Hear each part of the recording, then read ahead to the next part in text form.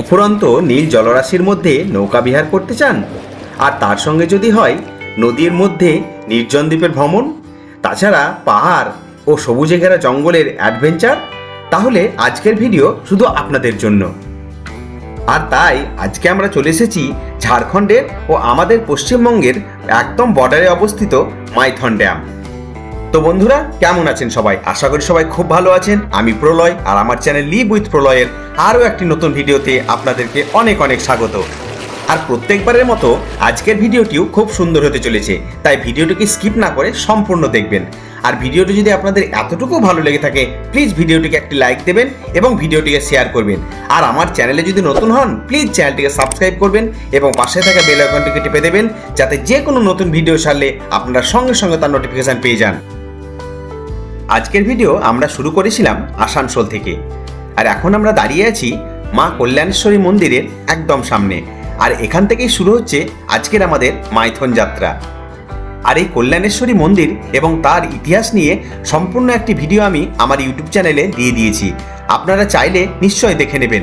আমি ডেসক্রিপশানে এবং আই বাটনে লিঙ্ক দিয়ে দেব। আসানসোল থেকে মাইথনের দূরত্ব 23 কিলোমিটার, আর মা কল্যাণেশ্বরী মন্দির থেকে মাইথনের দূরত্ব মাত্র 3.5 কিলোমিটার, যেটা আমরা 10 থেকে 15 মিনিটের মধ্যেই পৌঁছে যাব। তো বন্ধুরা, আজকের ভিডিওতে আমি আপনাদেরকে বলবো মাইথন ঘুরতে গেলে আপনারা কিভাবে আসবেন, কি দেখবেন, কোথায় থাকবেন এবং কি খাবেন, সমস্ত কিছু তথ্য দেব আমি আজকের ভিডিওতে। মাইথন কথার আসল অর্থ হলো মাইকা স্থান।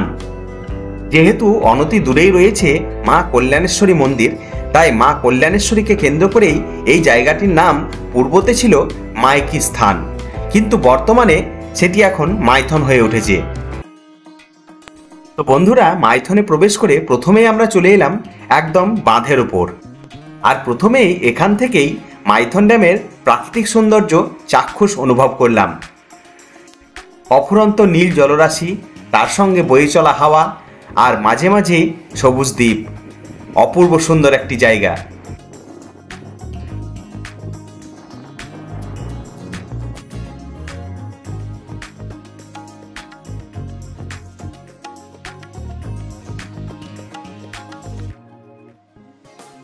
তো আমার প্রিয় দর্শক বন্ধুরা, আপনারা কি ভারতবর্ষ ভ্রমণের পরিকল্পনা করছেন এবং দেশের প্রযুক্তিগত দক্ষতা দেখে আশ্চর্য হওয়ার জায়গা খুঁজছেন?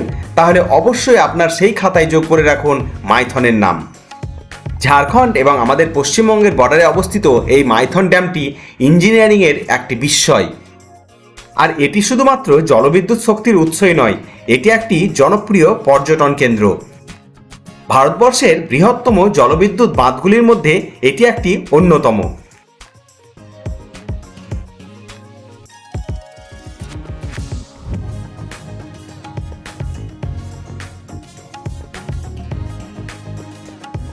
এখানকার প্রশাসন এতটাই সক্রিয় যে আপনাকে এই বাঁধের উপর বেশিক্ষণ দাঁড়াতে দেবে না। তাই আমরা প্রশাসনের কথা মেনে কিছু ছবি তুলে এবং একটু ভিডিও করে আবার বেরিয়ে পড়লাম বাঁধের ঠিক উল্টো দিকে। আর এই বাঁধের উপর দিয়ে যাওয়ার সময় রাস্তার দুই দিকের প্রাকৃতিক সৌন্দর্য কিন্তু আপনার চোখ জুড়িয়ে দেবে।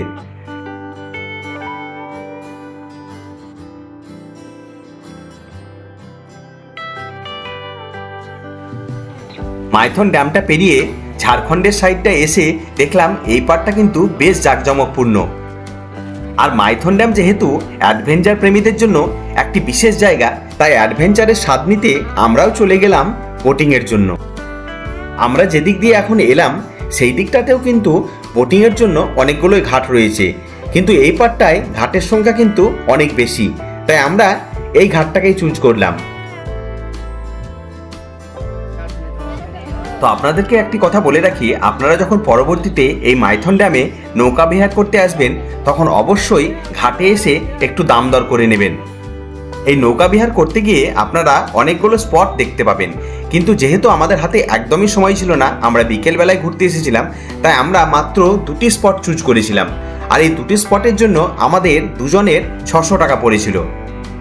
আর আপনারা যদি সকালের দিকে আসেন এবং আপনাদের হাতে অনেক সময় থাকে, তাহলে অবশ্যই সমস্ত স্পটগুলি ঘুরে দেখবেন।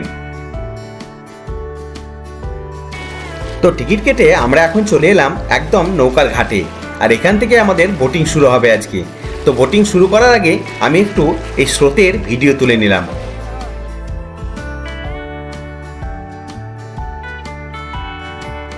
পরন্ত বিকেলে নদীর জলের উপর এই সূর্যের আলোকছটা কি অপূর্ব সুন্দর। তো যাই হোক, আমাদের নৌকা একদম রেডি। বিজয়া আগেই চেপে পড়েছে, এবারে আমি চাপবো। আর যাবো আজকে আমরা আমাদের এই মাইথন ড্যামের নৌকা বিহারে। তো প্রায় অনেকক্ষণই হলো আমাদের নৌকা ছেড়ে দিয়েছে, আমরা পার থেকে প্রায় অনেকটা দূরেই চলে এসেছি। তো এখন প্রথমেই যাব আমরা লক গেট দেখতে। আর আজকে যেহেতু প্রচণ্ড হাওয়া দিচ্ছে, তাই জলের স্রোতও কিন্তু প্রচুর, আর তার ফলে আমাদের নৌকা কিন্তু প্রচণ্ড হারে দুলছে। এর আগেও আমরা অনেক জায়গাতেই বোটিং করেছিলাম, কিন্তু এতটা ভয়ানক পরিস্থিতিতে কোনোদিন পড়িনি। যদিও আমাদের কাছে লাইফ জ্যাকেট ছিল, কিন্তু তবুও আমাদের ভয়টা ছিল আমাদের ছোট্ট আয়ুষকে নিয়ে। যাই হোক, কিছুটা সময় যাওয়ার পর আমরা অনেকটা স্বস্তি পেলাম। তো আমরা এখন চলে এসেছি আমাদের আজকের প্রথম স্পট লক গেটের একদম সামনে। তো এখন যেহেতু বিকেল আর একটু পরেই সন্ধে নেমে আসবে, তাই এই লক গেটের দৃশ্য কিন্তু সন্ধেবেলায় আরও সুন্দর হয়ে ওঠে। তো লক গেট থেকে পেরিয়ে যাওয়ার সময় প্রথমেই আমরা দেখতে পেলাম এই ছোট্ট একটি দ্বীপ, বেশ সুন্দর, জলের মধ্যে প্রায় ডুবেই রয়েছে, সামান্য একটু জেগে রয়েছে। এই মাইথন বাঁধটি বরাকর নদীর উপর 1957 সালে দামোদর ভ্যালি কর্পোরেশন দ্বারা নির্মিত হয়েছিল। আর এই বাঁধ নির্মাণের আসল উদ্দেশ্য ছিল সেচ ব্যবস্থার আমূল পরিবর্তন, তার সঙ্গে ছিল বন্যা নিয়ন্ত্রণ এবং জলবিদ্যুৎ উৎপাদন। তো নদীর পার থেকে এখন আমরা প্রায় অনেকটাই দূরে চলে এসেছি জলের মধ্যে, আর এখান থেকে ছোট ছোট দ্বীপগুলো কিন্তু দারুণ লাগছিল।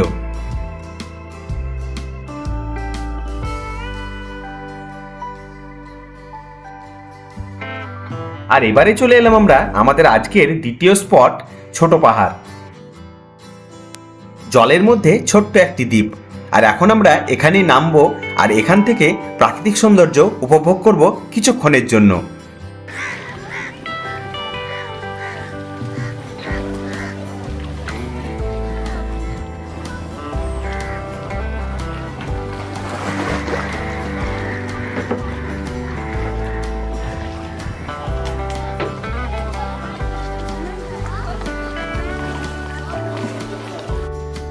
তো এখন আমরা যে জায়গাটিতে দাঁড়িয়ে আছি, এই জায়গাটির নাম ছোট পাহাড়। ছোট পাহাড় একটি ছোট্ট দ্বীপ, আর এখান থেকে মাইথন বাঁধের এই অফুরন্ত জলরাশির প্রাকৃতিক সৌন্দর্য কিন্তু খুব সুন্দর।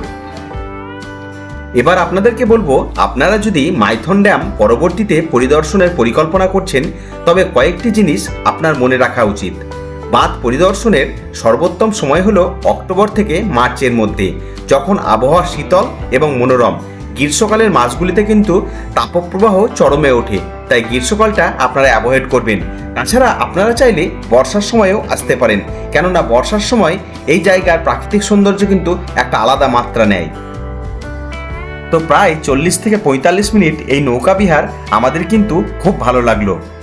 একটা দারুণ অভিজ্ঞতা হলো এই মাইথন ড্যামে ঘুরতে এসে এই অফুরন্ত জলরাশির মধ্যে কিছুক্ষণের জন্য হারিয়ে যাওয়া। অভিজ্ঞতাটি ছিল যেমনই রোমহর্ষকর, ততটাই শান্তিদায়ক। তো বোটিং করে আসার পর এই জায়গাটিতে উঠে এসে আপনারা রিফ্রেশমেন্টের জন্য প্রচুর অপশান পেয়ে যাবেন, কেননা এখানে প্রচুর দোকান আছে, যেখান থেকে আপনারা আপনার ইচ্ছে মতো অনেক কিছুই খেতে পারবেন। তো এখান থেকে বেরিয়ে এবারে আমরা যাব আজকের আমাদের দ্বিতীয় গন্তব্য মিলেনিয়াম পার্ক। যদিও এই মাইথনে ছোট বড় অনেকগুলি পার্ক রয়েছে, তবে তার মধ্যে এই মিলেনিয়াম পার্কটি কিন্তু বেশ সুন্দর। বোটিংয়ের জায়গা থেকে মাত্র কয়েকশো মিটারের পথ, আর তারপরেই আমরা পেয়ে যাব এই মিলেনিয়াম পার্ক। তো আমরা বলতে বলতে চলেও এসেছি মিলেনিয়াম পার্কের একদম কাছে।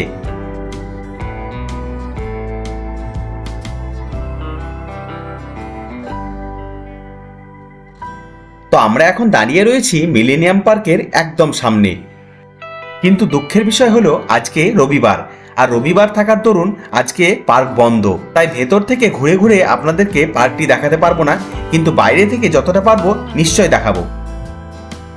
যেহেতু এখন শীতকাল, তাই প্রচুর ফুলের সমাহার রয়েছে এই পার্কের মধ্যে।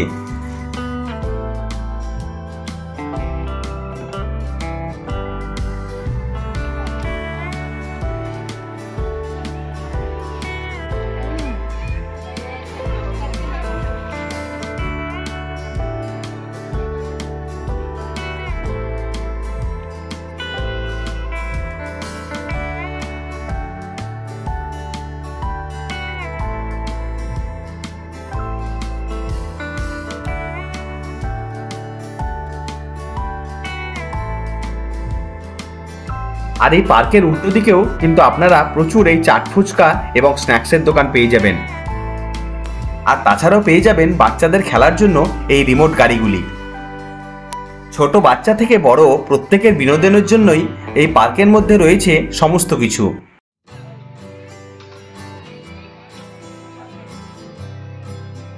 বিকেল প্রায় গড়িয়ে এলো, তাই এখানে আর বেশিক্ষণ সময় আমরা অতিবাহিত করব না। আমরা বেরিয়ে যাব এখান থেকে আরও একটি সুন্দর জায়গায়। তবে যাওয়ার আগে বলে রাখি, এখানে এলে আপনারা এই হর্স রাইডিংও করতে পারবেন।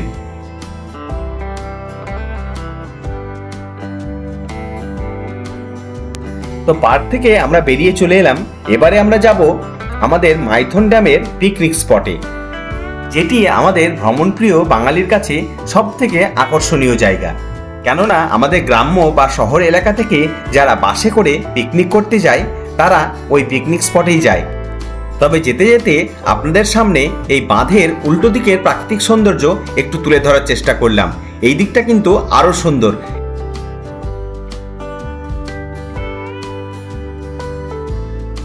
তো এখন আমরা চলে এলাম মাইথন ড্যামের পিকনিক স্পটে।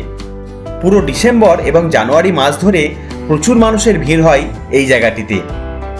এখান থেকেও চাইলে আপনারা নৌকা বিহার করতে পারবেন খুব সুন্দরভাবে।